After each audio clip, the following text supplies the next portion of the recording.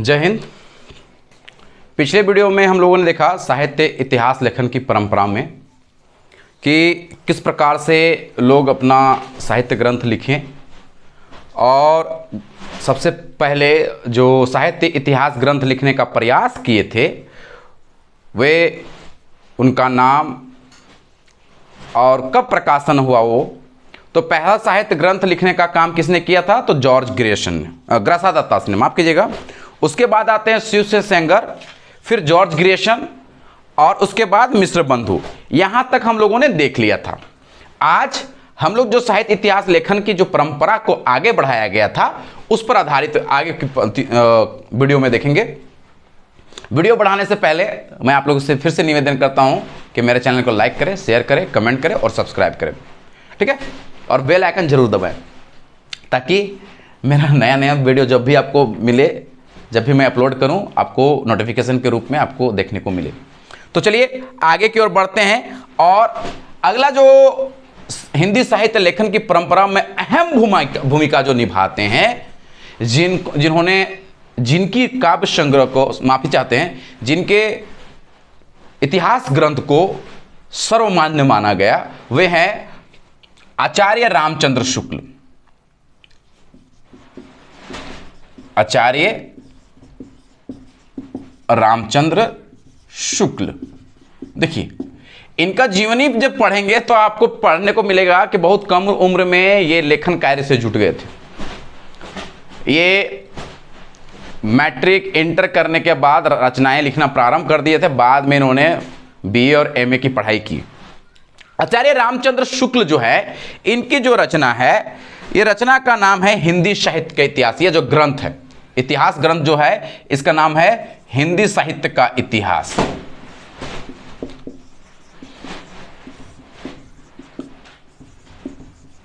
देखिएगा, समझिएगा बात को। हिंदी साहित्य का इतिहास जो है, इसका प्रकाशन सन 1929 में हुआ था। कब हुआ था? सन 1929 में। और ये जो पहला बार जो प्रकाशन में आया था, तो इसका पहला जो नाम था हिंदी साहित्य इतिहास, पहले नाम नहीं था। हिंदी साहित्य इतिहास नाम बाद में इसको बदल कर रखा गया। नहीं तो इसका जो पहले जो प्रकाशन जब हुआ था, उस समय इस साहित्य ग्रंथ का नाम हिंदी शब्द सागर, हिंदी शब्द सागर की भूमिका के रूप में किया गया था। किसके रूप में? हिंदी शब्द सागर की भूमिका के रूप में। और यह जो है, ये किस में प्रकाशित हुआ था? तो नगरीय प्रचारणी सभा के द्वारा प्रकाशित किया गया था, ठीक है। और इसी ग्रंथ को सर्वोच्च लोगों ने माना। इससे पहले जितनी भी रचनाएं आप देखते हैं, चाहे शिव से सेंगर का देख लीजिए, जॉर्ज ग्रेसन के देख लीजिए, मिश्र बंधु को देख लीजिए, ग्रासादातासी को देख लीजिए, कहीं ना कहीं कुछ ना कुछ अप्रमाणिक या कुछ ना कुछ आपको त्रुटियां देखने को मिलती है। लेकिन आचार्य रामचंद्र शुक्ल की जो रचना है, काव्य रचना, इस रचना को देखने के बाद और पढ़ने के बाद पता चलता है, इसी को ही बाकी आचार्यों ने, बाकी ग्रंथकारों ने ही इसे क्या माना? सर्वोच्च स्थान दिया। इन्होंने अपने काव्य संग्रह में, माफी चाहते हैं, अपने इतिहास ग्रंथ में 1000 कवियों की संख्या को रखा गया। कितना रखा गया? तो कवियों की कुल संख्या इसमें क्या था? कवियों की कुल संख्या देखिएगा, इसमें कितना रखा गया है? 1000 कवियों की कुल संख्या रखा गया। और साथ ही साथ इसकी विशेषता क्या है, उसको जब देखिएगा तो क्या है विशेषता? आपको इतना बड़ा बोर्ड नहीं है जो मैं आप लोग को बताऊं कि हिंदी साहित्य लेखन में आलोचना से इसे पृथक रखा गया। इसे किससे पृथक रखा गया? आलोचना से पृथक रखा गया, मतलब अलग रखा गया। आलोचना से इसे अलग इसलिए रखा गया, और साथ ही साथ इसमें वैज्ञानिक दृष्टिकोण का भी विचार किया गया। किसमें किया गया? वैज्ञानिक विचार को भी इसको क्या अलग रखा गया। और इसमें लगभग इसमें 900 वर्षों का काल विभाजन देखने को मिलता है। कितना मिलता है? 900 वर्षों का काल विभाजन देखने को मिलता है। देखिए ये सब आपको नोट करते जाइएगा क्या क्या महत्वपूर्ण चीज है। और आचार्य रामचंद्र शुक्ल लिखते हैं, इनके मतानुसार, इनके मत के अनुसार कहते हैं कि जब प्रत्येक देश का साहित्य वहां की जनता की चित्तवृत्ति का संचित प्रतिबिंब होता है, तब यह निश्चित है कि जनता की चित्तवृत्ति के परिवर्तन के साथ साथ साहित्य के स्वरूप में भी परिवर्तन होता चला जाता है। आदि से अंत तक इन्हीं चित्तवृत्तियों की परंपरा को परखते हुए साहित्य परंपरा के साथ उनका सामंजस्य दिखाना ही साहित्य का इतिहास कहलाता है। जनता की चित्तवृत्तियां बहुत कुछ राजनीतिक, सामाजिक, सांप्रदायिक तथा धार्मिक परिस्थिति के अनुसार होती है। देखिए इन्होंने साफ साफ कहा है कि किसी भी स्थान का, किसी भी साहित्य का जो है यदि रचना लिखा जाता है तो वहां के जनताओं का, जनता की चित्तवृत्तियों को देखा जाता है। जिस समय जिस स्थान का जैसी मानसिकता होगी व्यक्तियों का, जनताओं का, वैसी वहां की उस समय की साहित्य होगी। तो ये तो रामचंद्र शुक्ल के अनुसार था। ठीक है, आगे ध्यान दीजिएगा। इसके बाद जो साहित्य ग्रंथ लिखने का काम किए हैं उनमें से कौन कौन आते हैं, चलिए यहां तक नोट कर लीजिएगा आप लोग। ठीक है, हमारे यहां स्मार्ट बोर्ड नहीं है भाई, ऐसे ही रफ कर करके काम चलाना पड़ता है। इसके बाद आते हैं एडविन ग्रिब्स। इसके बाद जो आते हैं वो है एडविन ग्रिब्स। इनके जो साहित्य ग्रंथ हैं उसका नाम है ए sketch of Hindi literature,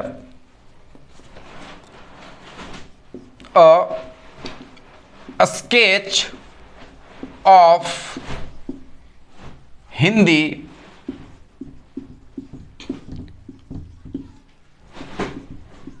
literature.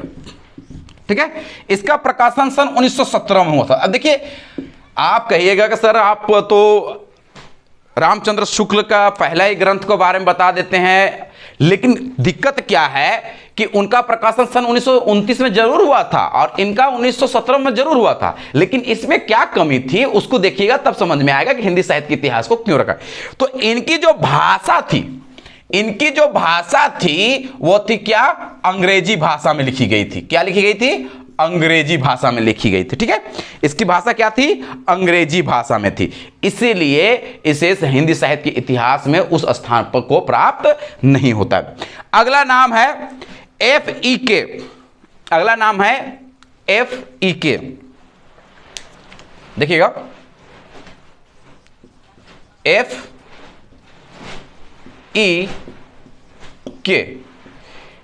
इन्होंने हिंदी साहित्य के इतिहास को किस नाम से लिखा है उसको देखिएगा।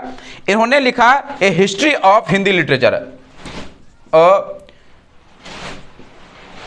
History of Hindi literature. देखिएगा ये प्रश्न पूछा जाता है, मैं बार बार कह रहा हूं ये प्रश्न बहुत ही महत्वपूर्ण है। और ये इसकी भाषा भी जो क्या थी, वो भी इसकी भाषा जो थी वो भी अंग्रेजी थी।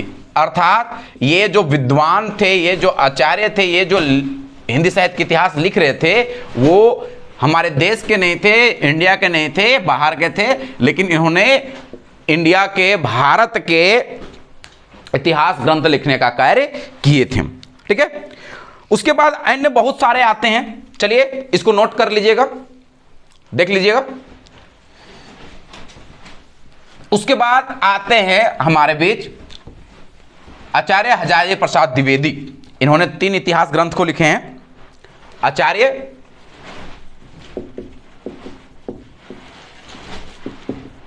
हजारी प्रसाद द्विवेदी। ठीक है, इनकी जो इतिहास ग्रंथ है उनका नाम है हिंदी साहित्य की भूमिका,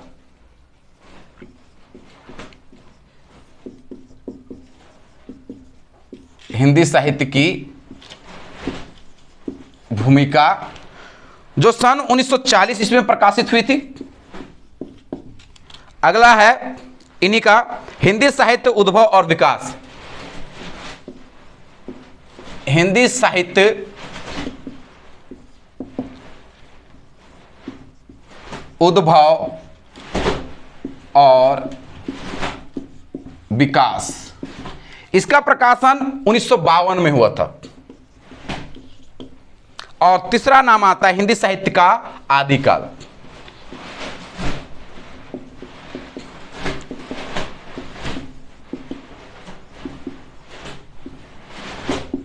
और इसका भी प्रकाशन सन 1952 में ही। देखिएगा, आप जब हिंदी साहित्य के नामकरण में जाइएगा, कालखंडों को विभाजन में जाइएगा, तो आचार्य हजारी प्रसाद द्विवेदी के द्वारा दिया गया ही आदिकाल नाम आदिकाल पड़ा था। जब इस चीज को हम लोग देखेंगे आगे तब और आपको विस्तार से बताएंगे। और इसी नाम को सभी विद्वानों ने, सभी आचार्यों ने महत्वपूर्ण माना। ठीक है, इनकी विशेषता क्या है? इन्होंने अपने इतिहास ग्रंथ लिखते हुए कहते हैं कि द्विवेदी जी ने अपने इतिहास में परंपरा की निरंतरता का अनुशीलन करते हुए एक व्यापक इतिहास दर्शन की भूमिका तैयार किया गया है इनके द्वारा। और इसके बाद जो नाम आते हैं उनका नाम है डॉक्टर राम कुमार वर्मा।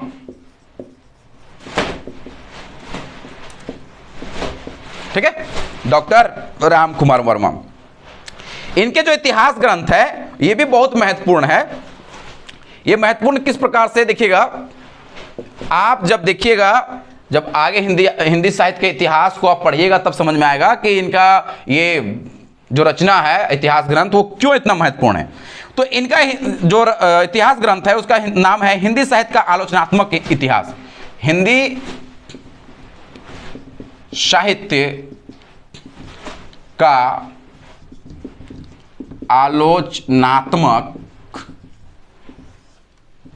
आलोचनात्मक इतिहास।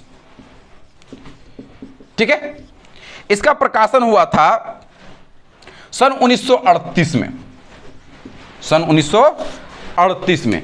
आगे और ध्यान देने की बात है, इसकी विशेषता क्या थी, इसका काल अवधि क्या था।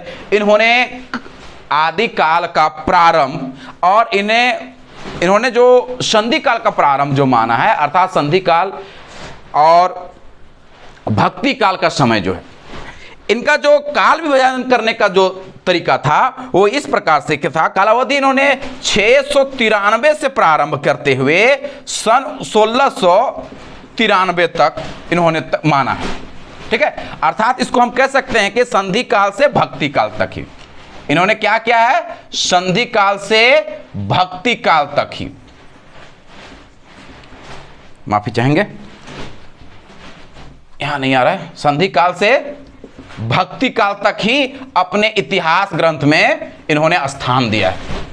कहां तक? संधि काल से भक्ति काल तक ही इन्होंने अपने ग्रंथ में स्थान दिया है, उसके बाद उन्होंने रचना नहीं की।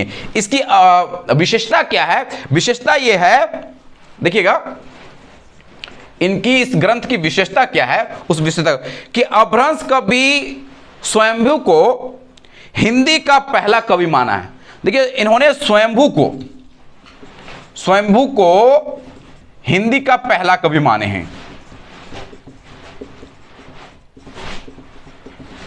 आपसे प्रश्न पूछा जा सकता है कि अपभ्रंश के कवि स्वयंभू को पहला कवि किस आचार्य ने, किस साहित्य ग्रंथ ने, किस ग्रंथ में माना गया है? तो आप कह सकते हैं कि उसको हमारे डॉक्टर राम कुमार वर्मा ने स्वयंभू को पहला हिंदी कवि के रूप में मानते हैं। तो आज के लिए इस वीडियो में इतना ही। मैं आप लोगों से पुनः निवेदन करता हूं कि आप मेरे चैनल को लाइक करें, शेयर करें, कमेंट करें और सब्सक्राइब करें। तब तक के लिए धन्यवाद।